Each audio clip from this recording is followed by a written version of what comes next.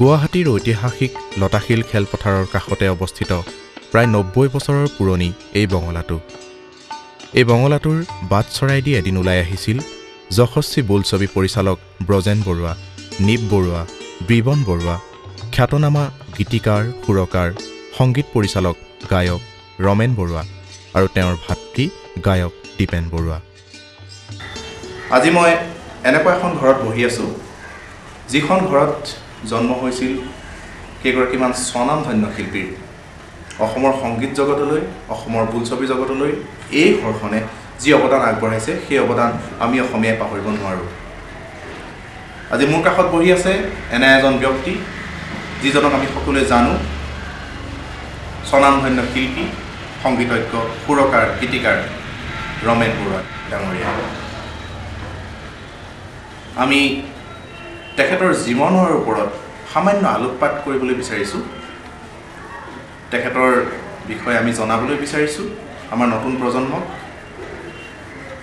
তেখেতে জীৱনত যিখিনি কৰিলে, সংগীতৰ জগতখনলৈ তেখেতে যিখিনি আগবঢ়ালে, সেইখিনিৰ চমু আলোকপাতে অনাগত দিনবোৰত তেখেতক আমাৰ মাজত জীয়াই ৰাখিব। আমাৰ নতুন প্ৰজন্মই তেওঁৰ বিষয়ে জানিব আৰু আমাৰ সংগীতৰ জগতখনৰ উত্থান পতনৰ বিষয়ে আমাৰ অসমীয়া সমাজখনে ভৱিষ্যতলৈ খবৰ ৰাখিব।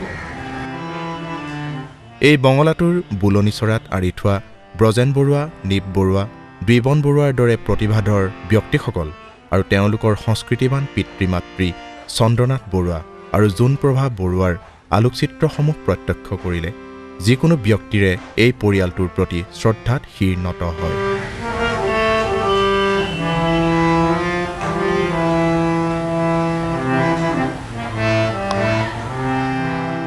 অভিনয়ৰ পীঠস্থান, সুৰৰ দেউল স্বৰূপ এই ঘৰখনৰ আন এজন সুসন্তান ৰমেন বৰুৱাই বিগত 5টা দশক ধৰি অসমৰ বোলছবি সংগীতৰ জগতখনলৈ স্বৰ্ণযুগ অনা বুলি প্ৰায় প্ৰতিগৰাকী ব্যক্তিয়ে অকপতে স্বীকাৰ কৰি আহিছে। সংগীত পৰিচালক সংগীতজ্ঞ বুলিয়ে কওঁ একচুৱেলি ব্ৰজেন দা আৰু ব্ৰজেন দাটো অকালে ঢুকালে, গম পালে বেছি নাপালোঁ মই গানৰ পিছত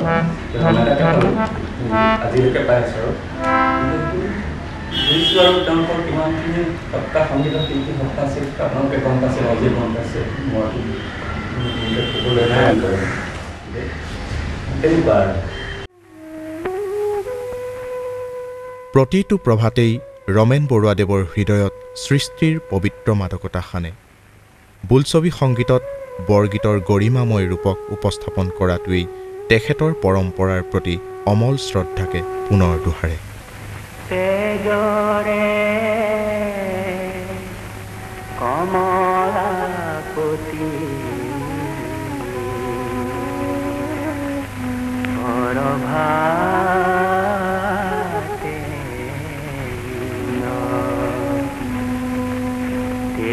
চন্দ মুখ পে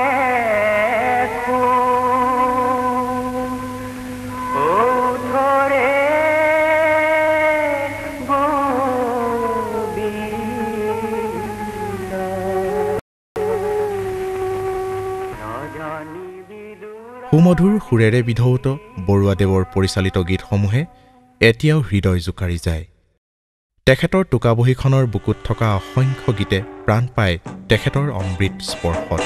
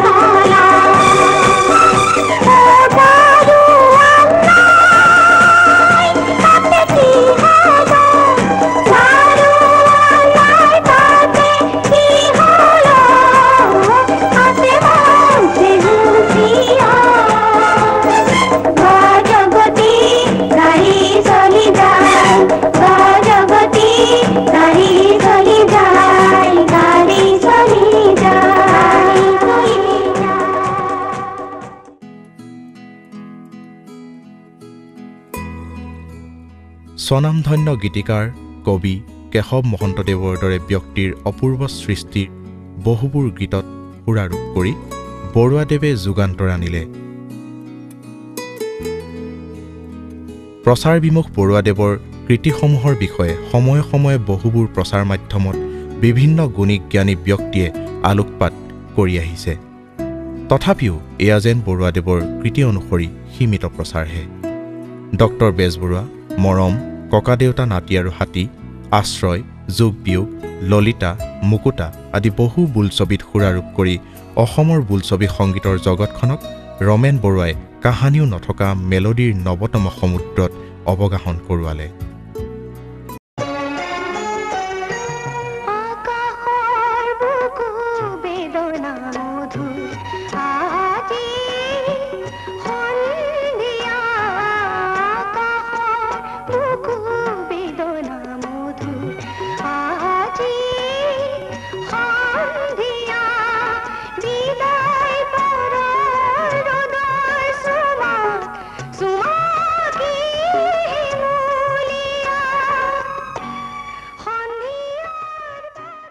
ৰমেন বৰুৱা অসমৰ এজন লব্ধ প্ৰতিষ্ঠ সংগীত পৰিচালক, সংগীত শিল্পী।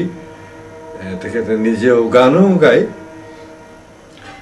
ৰমেন বৰুৱাৰ সুৰ আচলতে ক'বলৈ গ'লে আমাৰ অসমৰ মাটিৰ গুণ থকা সুৰ। মই বৰ গৌৰৱ অনুভৱ কৰোঁ যে মোৰ এখন ছবি, কাৰণ ৰমেন বৰুৱাই মই অভিনয় কৰা কেইবাখনো ছবিতো সংগীত পৰিচালক হিচাপে, সংগীত নিৰ্দেশক হিচাপে, মিউজিক ডাইৰেক্টৰ হিচাপে কাম কৰিছে, মিউজিক দিছে। মই এতিয়া খুব গৰ্বেৰে কওঁ যে সেই ছবিবিলাকৰ যিবিলাক গান, সেই গানবিলাক কিন্তু মানুহে এতিয়াও পাহৰা নাই, সেই সুৰবিলাক এতিয়াও পাহৰা নাই। ডক্টৰ বেজবৰুৱাৰ গান কি নাম দি মাতিম তোমাক, কোন বিধাতে সাজিলে তোমাৰ পদুম চকুতি, এই এনেকুৱা ধৰণৰ গানবিলাক এতিয়াও মানুহে শুনে আৰু মনত ৰাখিছে। আৰু যিটো বস্তু আজিৰ সময়ৰ কিছু গানত, কিছু মানে বিশেষ বেছিখিনি গানতেই সেই বস্তুটো পোৱা নাযায়। এতিয়াও তেখেতে যিখিনি সুৰ দিয়ে, সেই সুৰবিলাকো যথেষ্ট সুন্দৰ আৰু মনত থকা সুৰ। আৰু যিবিলাক সুৰত আমি অসম দেশৰ মাটিত জন্মগ্ৰহণ কৰিছোঁ, অসমীয়া ভাষা কৈছোঁ, আমি অসমীয়া জাতি হিচাপে, অসমীয়া মানুহ হিচাপে যিটো আমি পৰম্পৰাগতভাৱে সংস্কৃতিটো বুজি আহিছিলোঁ, সৰুৰে পৰা দেখি আহিছোঁ, সেই গুণ, সেই সংস্কৃতিৰ গুণটো আমি ৰমেন বৰুৱাৰ সুৰত বিচাৰি পাওঁ। 1968 চনত ককায়েক ব্ৰজেন বৰুৱা পৰিচালিত ডক্টৰ বেজবৰুৱা কথাছবিত পোনপ্ৰথমে সংগীত পৰিচালকৰ গধুৰ দায়িত্ব সফলতাৰে পালন কৰাৰ পাছত তেখেতে আৰু পাছলৈ ঘূৰি চাব লগা হোৱা নাই। তোমাৰ পদুম চকুতি চমক নীলা বিজুলীৰে গোলাপ কোমল পাহিতি, এই চমকৰ ভমক লাগি দহি মৰে মন্ত্ৰী মইনা, কোন বিধাতাই সাজিলে তোমাৰ পদুম চকুতি মইনা, কোন বিধাতাই সাজিলে তোমাৰ পদুম চকুতি।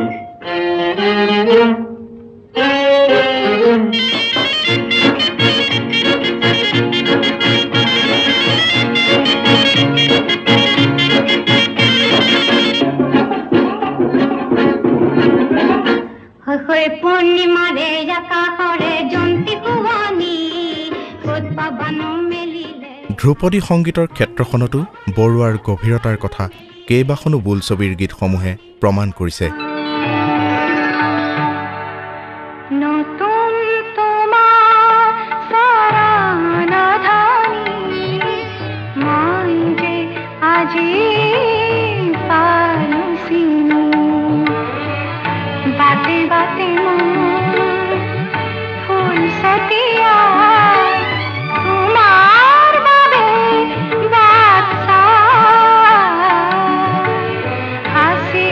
তোমাৰ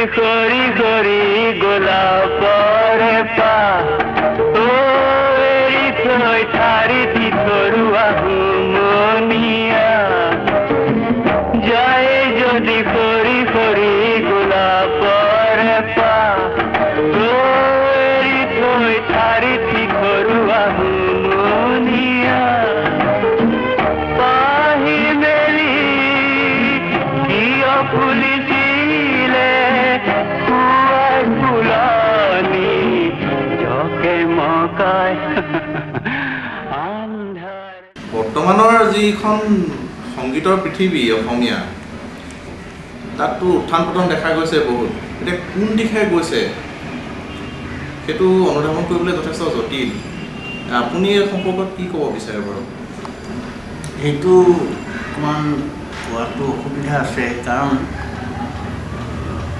এটা সময়ত সলনিটো চেঞ্জটো আহিবই কিন্তু সেইটো ভাল ধৰণে আহিলে ভাল লাগে এতিয়া আমাক বহুতে প্ৰশ্ন কৰে শ্ৰোতাই যে আগৰ গানবোৰৰ নিচিনা আমি ৰস নাপাওঁ আজিকালি এতিয়া কৰিছে কি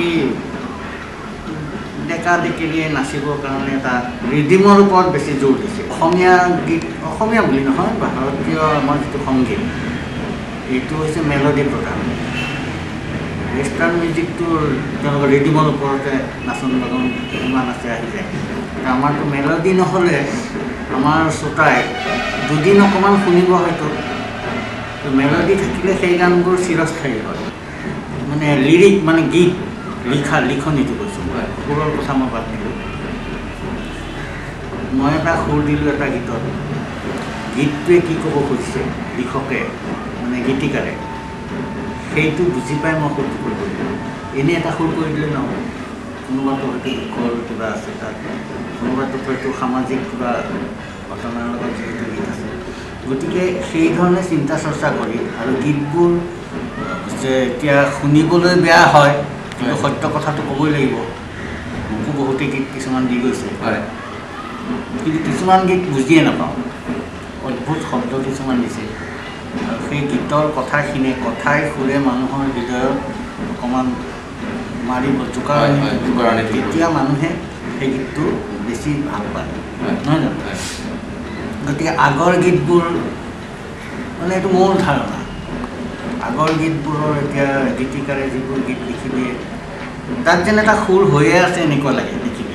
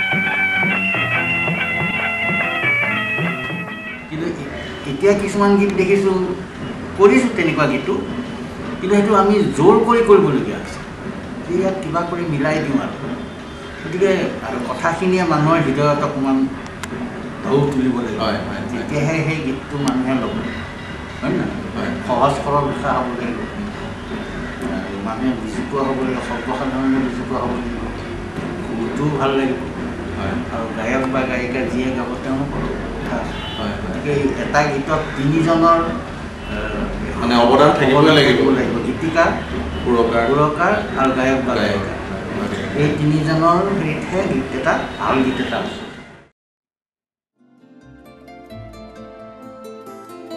1940 চনত জন্মগ্ৰহণ কৰা ৰমেন বৰুৱাদেৱে নিজস্ব প্ৰতিভাৰে ৰাইজৰ হৃদয় জিনি অকুণ্ঠ মৰম স্নেহ আৰু শ্ৰদ্ধাৰ পাত্ৰ হৈছে তেখেতলৈ বিভিন্ন অনুষ্ঠানে আগবঢ়োৱা মানপত্ৰ বঁটা আদিয়ে সেই কথাকেই দোহাৰে 1955 চনত আকাশবাণীৰ নিয়মীয়া শিল্পী হিচাপে স্বীকৃতি লাভ কৰা বৰুৱাদেৱক জ্যোতি চিত্ৰবন ফিল্ম ষ্টুডিঅ'ৰ অডিশ্যন বৰ্ডৰ সন্মানীয় সদস্য পদৰ দায়িত্ব অৰ্পণ কৰা হয় সুদূৰ আমেৰিকাবাসী অসমীয়া ৰাইজৰ হেঁপাহৰ দাবীত তেখেতে 1998 চনত আমেৰিকা যুক্তৰাষ্ট্ৰ ভ্ৰমণ কৰি গীত পৰিৱেশন কৰে 1999 চনত বৰুৱাদেৱক শিল্পী পেঞ্চনাৰ হিচাপে ঘোষণা কৰাৰ পাছত 2003 চনত তেখেতক অসম চৰকাৰৰ সন্মানীয় বিষ্ণুৰাভা বঁটাৰে সন্মানিত কৰা হয়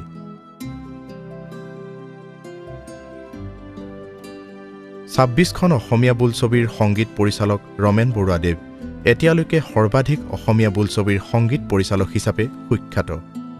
লগতে তেখেতে 2খন বাংলা বোলছবিৰ সংগীতো পৰিচালনা কৰিছে। 4খন তথ্যচিত্ৰৰ সংগীতৰ দায়িত্ব লোৱা বৰুৱাদেৱে 5খন অসমীয়া বোলছবিত কণ্ঠদান কৰিছে।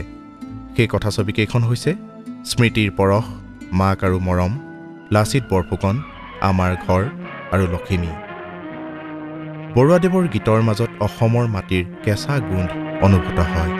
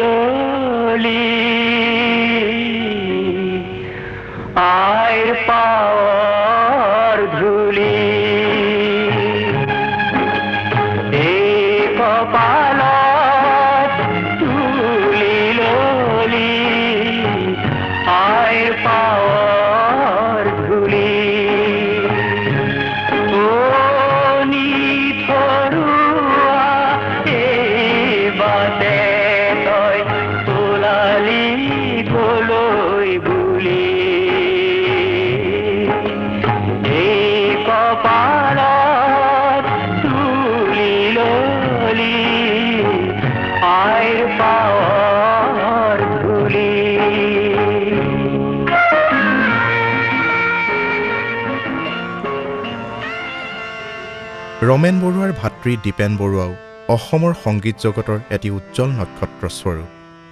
ৰমেন বৰুৱাৰ গীতবোৰে যেন প্ৰাণ পাই উঠে দীপেন বৰুৱাৰ যাদুকৰী কণ্ঠত।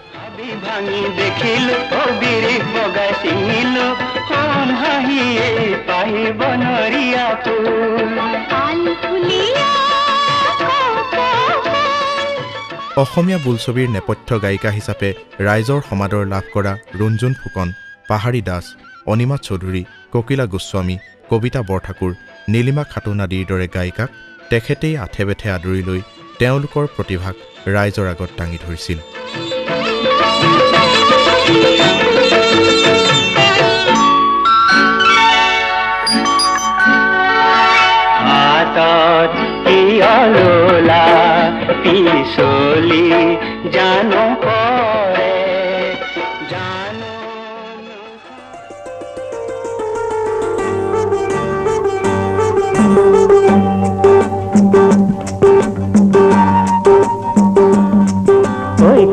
কৃষ্ণ বুলি হাঁহিলি লাজ কিয় জানো কৰিলি, কলিৰ কৃষ্ণ বুলি হাঁহিলি লাজ কিয় জানো কৰিলি, বোলো গোপিনী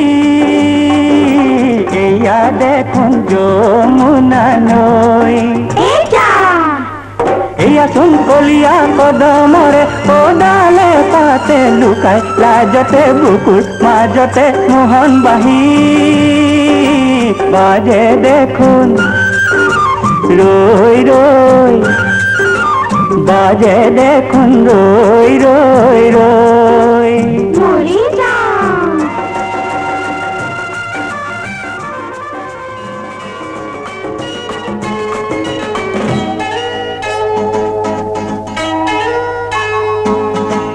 এই ৰ'দালি ঝিলি মিলি ৰব কি যাব পিত পখিলি, এই ৰ'দালি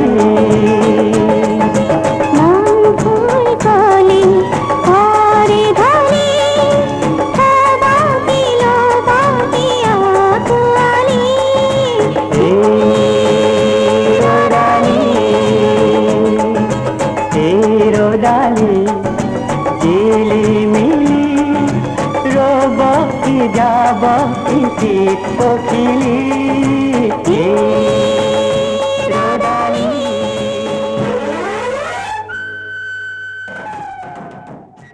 আগতে ব্ৰজেন্দাহঁত থাকোঁতে বেলেগ আছিলে, আমাৰ ঘৰত এটা সন্ধিয়া সন্ধিয়া সদায় গীত মাতৰ চৰ্চা হৈছিল। মই যেতিয়া অকলে সংগীত পৰিচালনা কৰিবলৈ ল'লোঁ, তেতিয়াৰ পৰা আজি এই মুহূৰ্তলৈকে মই কিন্তু এটাও গান ঘৰত কৰা নাই। জোৰপুখুৰী পাৰৰ সেই নিউয়ৰ্ক প্লেয়াৰ্ছৰ ঘৰটো, সেই চণ্ডী ফ্লুট হাৰমনিয়ামটো এতিয়ালৈকে মই যিমানবোৰ ছবিৰ গীত কৰিছোঁ, অনাতাঁৰৰ গীত কৰিছোঁ বা সৰ্ব কেছেট চিডিৰ গীত কৰিছোঁ, সেই গত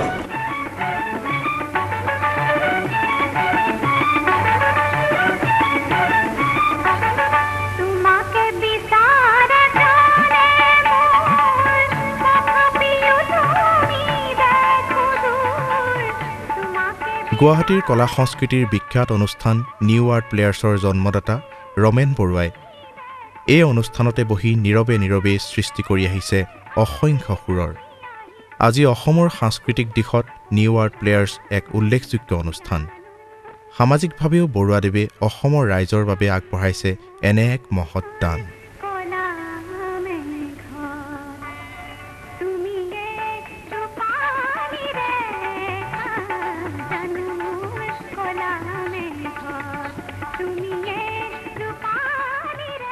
এই বৰেণ্য মহৎ শিল্পীগৰাকীয়ে সকলো সময়তে হৃদয়ত ধাৰণ কৰে সৃষ্টিৰ অমল প্ৰত্যাশা।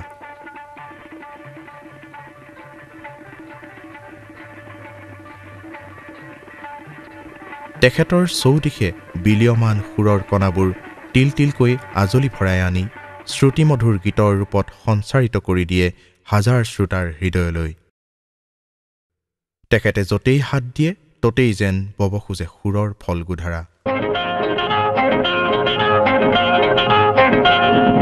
তুলি নাচিলে বুকু দেখি কাৰ হৰিণী চকু নক মই কাকো কোৱা মানা জানা ঢৌ তুলি নাচিলে বুকু দেখি কাৰ হৰিণী চকু নক মই কাকো কোৱা মানা জানা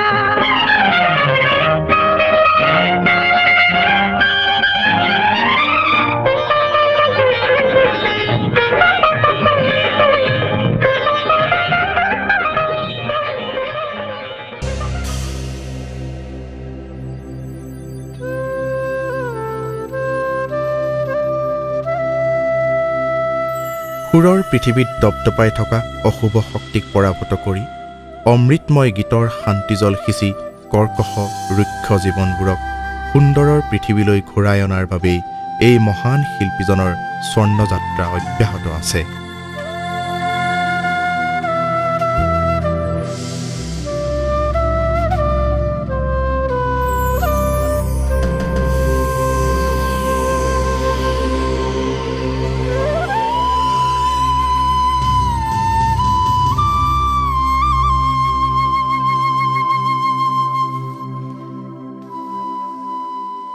এই যাত্ৰা অবিৰত মহিমাময় আৰু গৰিমাময়। আহক আমি সকলো এই মহান ব্যক্তিগৰাকীৰ যাত্ৰাপথৰ পাথেয় হওঁ।